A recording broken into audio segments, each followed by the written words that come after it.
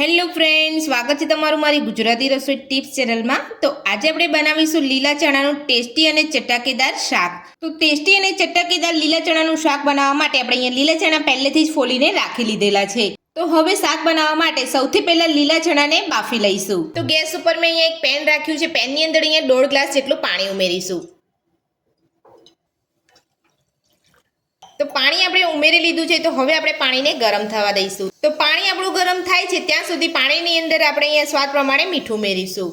તો આપણે અહીંયા વધારે પડતું મીઠું નથી ઉમેરવાનું। ચણા આપણે બાફીએ છીએ એટલે આપણે અહીંયા ફટાફટ બફાઈ જાય એના માટે જ આપણે અહીંયા મીઠું ઉમેરીએ છીએ। અને મીઠું ઉમેર્યા પછી સાથે જ આપણે અહીંયા ચણાનો કલર જળવાઈ રહે એના માટે 1 નાની ચમચી જેટલી ખાંડ ઉમેરીશું। તો મીઠું અને ખાંડ આપણે અહીંયા ઉમેરી લીધી છે। તો હવે આપણે અહીંયા લીલા ચણા ઉમેરી દઈશું। તો ફૂલ ગેસ ઉપર અહીંયા 5 મિનિટ માટે આપણે ચણાને બફાવા દઈશું। 5 મિનિટ થાય એટલે તમારે ચણાને ચેક કરી લેવાના છે। જો તમારા ચણા અહીંયા બફાયા ના હોય તો ફરીથી તમારે 2 થી 3 મિનિટ જેટલા ચણાને બફાવા દેવાના છે, એટલે એકદમ સરસ રીતે તમારા ચણા અહીંયા બફાઈ જશે। તો આપણે અહીંયા એક મિક્સર જાર લીધું છે, એની અંદર આપણે 2 મીડિયમ સાઇઝની ડુંગળીને અહીંયા મોટી મોટી અહીંયા કટ કરીને રાખી લીધેલી હતી, એ આપણે અહીંયા ઉમેરી દઈશું। સાથે જ મેં અહીંયા 3 મીડિયમ સાઇઝના ટામેટાને આ રીતે અહીંયા મોટા કટ કરી લીધા હતા, એ પણ આપણે અહીંયા ઉમેરી દઈશું। 8 થી 10 લસણની કળી ઉમેરીશું। અહીંયા એક મોટું મોડું મરચું મેં લીધું છે। જો તમે અહીંયા શાક વધારે સ્પાઇસી એટલે કે તીખું ખાવા માંગતા હોય તો તમે અહીંયા લીલા તીખા મરચાં પણ ઉમેરી શકો છો। સાથે જ મેં અહીંયા અડધા ઇંચ જેટલો આદુનો ટુકડો લીધો છે, તો આદુ લસણ મરચાં પણ આપણે અહીંયા ઉમેરી દઈશું। મિક્સર જારનું ઢાંકણ બંધ કરી અને બધું સરસ પીસી લઈશું। તો આપણે અહીંયા બધું સરસ પીસી લીધું છે। તો તમે જોઈ શકો છો આ રીતે તમારે બધું સરસ પીસી લેવાનું છે। તો શાકનો મસાલો બનીને આપણો અહીંયા તૈયાર છે। તો હવે આપણે શાકનો વઘાર કરીશું। તો શાકનો વઘાર કરતાં પહેલાં આપણે અહીંયા ચણાને ચેક કરી લઈશું।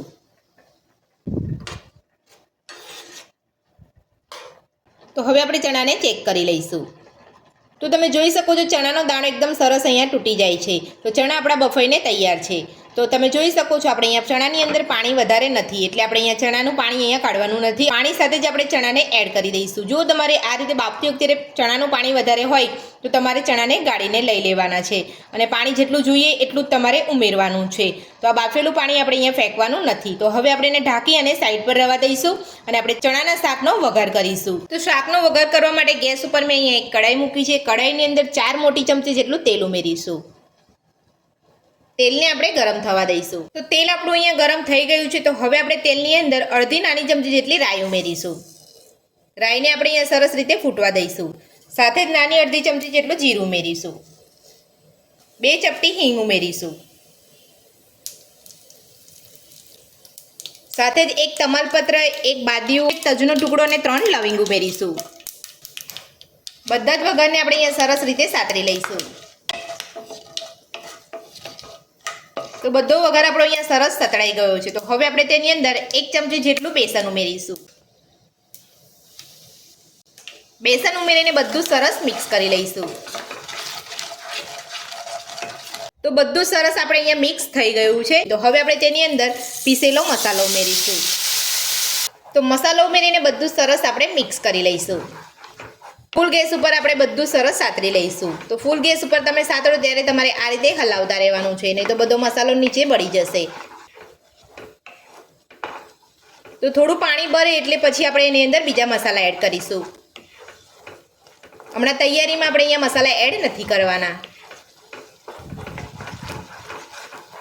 હવે આપણે સ્વાદ પ્રમાણે મીઠું ઉમેરીશું। તો મીઠું આપણે ચણા બાફતી વખતે ઉમેર્યું છે, એટલે તમે અહીંયા બીજી વાર ઉમેરો એટલે તમારે અહીંયા ખાસ ધ્યાન રાખવાનું છે।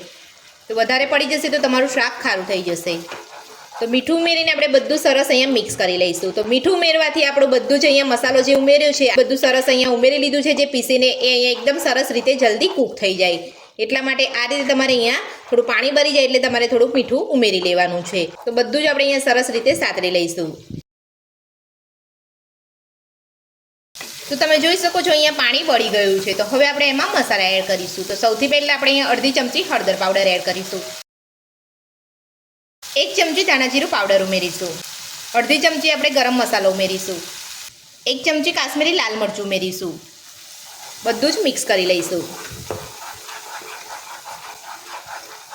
તો બધું જ મિક્સ કરીને તેલ છૂટું પડે ત્યાં સુધી આપણે અહીંયા પેસ્ટને સાતરીશું। તો આ રીતે મસાલા ઉમેર્યા પછી તમારે ગેસની ફ્લેમ મીડિયમ કરી દેવાની છે। તો તેલ આપણું અહીંયા છૂટું પડી ગયું છે અને સરસ અહીંયા પેસ્ટ આપણી અહીંયા સતળાઈ ગઈ છે. તો હવે આપણે તેની અંદર 2 ચમચી મોરું દહીં ઉમેરીશું.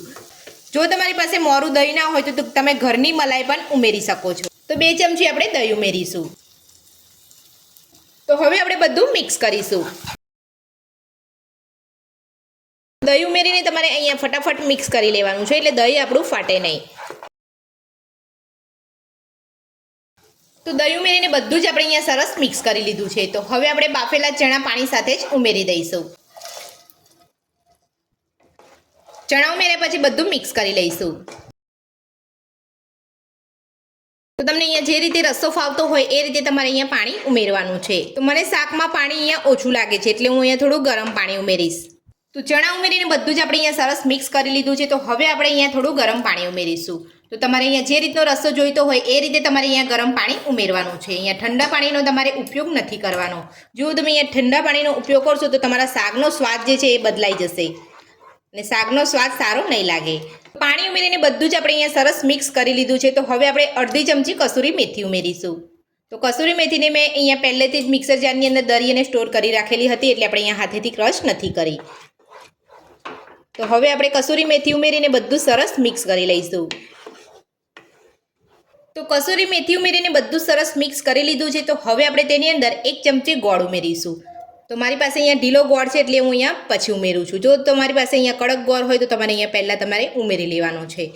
તો ગોળ ઉમેરીને બધું જ આપણે અહીંયા સરસ મિક્સ કરી દઈશું.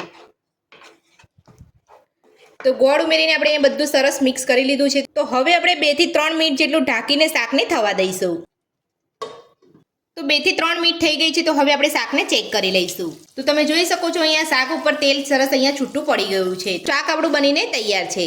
તો હવે આપણે શાકની અંદર લીલા ધાણા ઉમેરીને બધું મિક્સ કરીને શાકને સર્વ કરી લઈશું. તો તમે જોઈ શકો છો જોતાં જ ખાવાનું મન થઈ જાય તેવું આપણે લીલા ચણાનું શાક બનીને તૈયાર છે.